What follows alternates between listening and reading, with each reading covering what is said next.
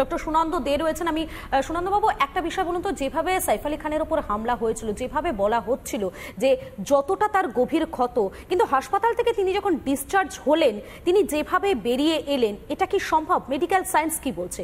এতটা গভীর ক্ষত কি এত তাড়াতাড়ি সারিয়ে ফেলা সম্ভব রয়েছে?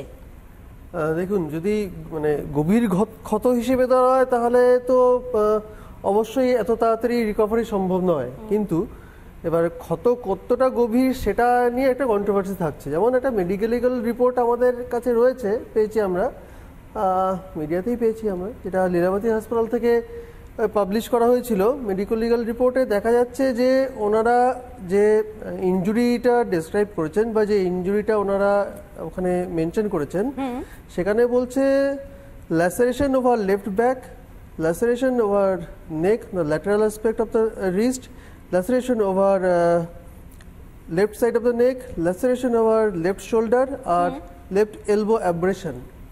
তো এবার ল্যাসারেশন হোক বা অ্যাব্রেশন, সেটা তো মানে কোনো শার্প অবজেক্টে ইনজুরি যদি হয় তাহলে ইউজুয়ালি ল্যাসারেশন বা অ্যাব্রেশন হয় না, কোনো ব্লান্ট কিছুতে বা ঘষে যাওয়া, চড়ে যাওয়া।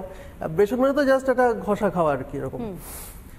তো যদি যেটা বলা হয়েছিল যে নাইফ বা যেটা পাওয়া গেছে ইনসিডেন্টে স্ট্যাব ইনজুরি, কোনো জায়গায় স্ট্যাব ইনজুরি কথাও লেখা নেই, কাট ইনজুরি কথাও লেখা নেই, এবং কাটের যে ডেপথ সে বিষয়ে কিছু মেনশন করা নেই, যেটা মেডিকেল লিগাল যে কোনো ইস্যুতে খুব ইম্পর্টেন্ট, কতটা কাট এবং কতটা ডেপথ, এখানে কিছু নেই। মানে অ্যাব্রেশনই হোক, ল্যাসারেশন হোক, সুপারফিশিয়াল।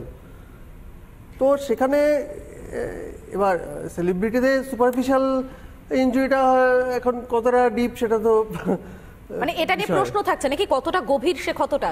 প্রশ্ন তো নেই, মানে প্রশ্ন নেই, মানে প্রশ্ন জায়গাটাই থাকছে না। প্রশ্ন কেন হবে? এটা ল্যাসারেশন বা অ্যাব্রেশন, এটা তো গভীর ব্যাপারটা প্রশ্ন আসার কথাই নয়, থাকছেই না প্রশ্ন। না, তাহলে এটাও তো সবথেকে বড় এই মুহূর্তে একটা ধাঁধার মতো হয়ে যাচ্ছে নাকি, রহস্য হয়ে যাচ্ছে। হ্যাঁ, তো অবশ্যই দেখুন মেডিকেল রিপোর্ট অনুযায়ী এখানে কোনো প্রশ্ন আসে না, একদম খুব ক্লিয়ার কাট, খুব ক্লিয়ার রয়েছে। কিন্তু যে ধরনের বিষয়গুলো সামনে এসেছিল, যে বক্তব্যগুলো, যে বয়ানগুলো প্রথমে এসেছিল, আচ্ছা, সেটার সঙ্গে মেডিকেল রিপোর্টের আপনি বলছেন মিল পাওয়া যাচ্ছে না? না, একদমই নেই, একদমই মিল, মানে অসঙ্গতি রয়েছে। আরেকটা বিষয় যেটা আছে এখানে মেডিকেল রিপোর্টে মেনশন করা আছে যে পেশেন্ট কমপ্লেনিং অফ ব্লিডিং। একদমই, তো এটা খুব ইম্পর্টেন্ট। মানে মেরুদণ্ডে আঘাতের একটা কিন্তু অভিযোগ উঠেছিল, ল্যাসারেশনই হোক বা অ্যাব্রেশনই হোক, সেখানে কিন্তু ব্লিডিং হয় না, এবং কিন্তু এক্সামিনেশনে ব্লিডিং এর কথা লেখা নেই, ব্লাডের কথা লেখা নেই। কমপ্লেনিং অফ মানে যিনি কমপ্লেন করছেন, আমি মুখে বলতেই পারি, তো এবার আমি মুখে উনি বলেছেন কমপ্লেন করেছেন, ব্লিডিং হয়েছে, কিন্তু ওদের এক্সামিনেশনে কিন্তু সেটাও নেই। মানে আমি আপনার এই পয়েন্ট থেকে, আমি মৌমিতা রয়েছেন, আমি মৌমিতার কাছে চলে যাবো। মৌমিতা, অভিযোগ যেটা করা হয়েছে আর রিপোর্ট যেটা আসছে আর আমরা চোখে যেটা দেখতে পাচ্ছি, এই সবগুলোকে মিলিয়ে না একটা তালগোল পাকিয়ে যাওয়া বলে না একদম বাংলাতে, সেই তালগোল পাকিয়ে যাচ্ছে এই মুহূর্তে প্রত্যেকেরই। একেবারে তাই, এবং সেটা অরিত্র একটু লিগাল প্রসপেক্টের কথা বললো আর ডাক্তারবাবু বললেন মেডিকেল সায়েন্সের ব্যাপারে। আমি একেবারেই সাধারণ মানুষের দৃষ্টিভঙ্গি দিয়ে যেটা আমার মনে হয়েছে আমি সেটা বলবো।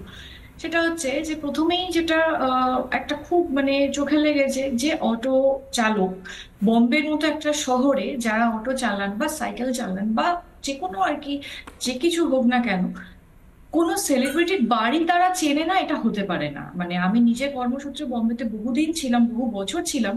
নর্মালি যখন কোনো শপিং এ যেতাম বা মার্কেটে যেতাম, যখন কোনো অটোই চড়তাম, তারা যখনই কোনো সেলিব্রিটির বাড়ির সামনে দিয়ে যেত, তারা সবসময় দেখাতো যে ইয়ে দেখিয়ে ইয়ে ইসকা ঘর হয়, ও দেখিয়ে ইয়ে সচিন কা ঘর হয়, এগুলো ওরা দেখায়।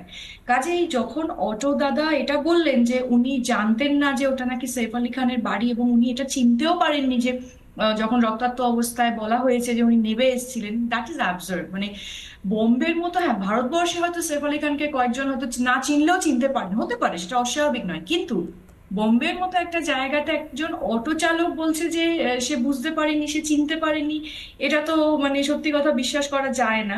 এটা একটা মাথায় এসছে। প্লাস আরো যেটা একটা মনে হলো, যেখানেতে উনি একজন এত বড় মাপের সেলিব্রিটি, একটা অত বড় অ্যাপার্টমেন্টে এরকম ঘটনা ঘটে গেল, আবাসিকরা কেউ এগিয়ে এলো না যেটা একটা খুব ভেবে দেখার বিষয়, একটা আবাসিকও এগিয়ে এলো না। আমাদের নর্মালি পাড়াতে চোর ছ্যাঁচোর মাঝরাতে ঢুকলে সবাই রেড়ে করে তেড়ে আসে, এরকম তো নয় যে সেলিব্রিটিদের কিছু হলে তারা মুখ ফিরিয়ে থাকবে, বরঞ্চ আরো লোকের এগিয়ে আসার কথা, কোনো কারোকে এগিয়ে আসতে দেখা যায়নি। আর একটা কথা ভাবো, এত যাদের মানে এত বড় মাপের মানুষ, তাদের বাড়িতে কোনো গাড়ি ছিল না, কোনো ড্রাইভার ছিল না। যদি তার বড় ছেলেই যদি হসপিটালে পৌঁছে দেওয়ার ব্যাপার থাকে, সে গাড়ি ড্রাইভ করতে পারে না, মানলাম ড্রাইভ করতে পারে না, আবাসিকের কেউ কেন এগিয়ে এলো না?